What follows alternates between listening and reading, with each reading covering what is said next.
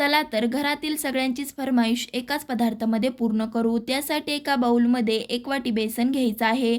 आता मी ज्या भाज्या घालणार आहे ना, त्या सगळ्या भाज्या उभ्या चिरून घालायच्या आहेत. भाज्यांमध्ये कांदा, पत्ताकोबी, ढोबळी मिरची आणि बटाटा घातला आहे.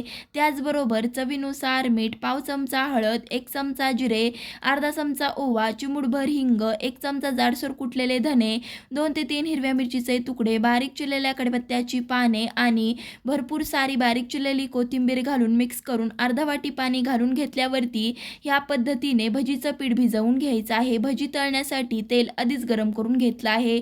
भजी सोडून दोन्ही साईडनी अलटपलट करत कुरकुरीत होईपर्यंत तळून घेऊ.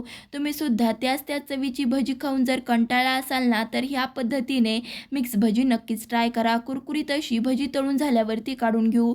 तुम्हाला ही रेसिपी कशी वाटली कमेंट करून नक्कीच सांगा. आवडल्यास लाईक, शेअर, सबस्क्राईब नक्कीच करा. धन्यवाद.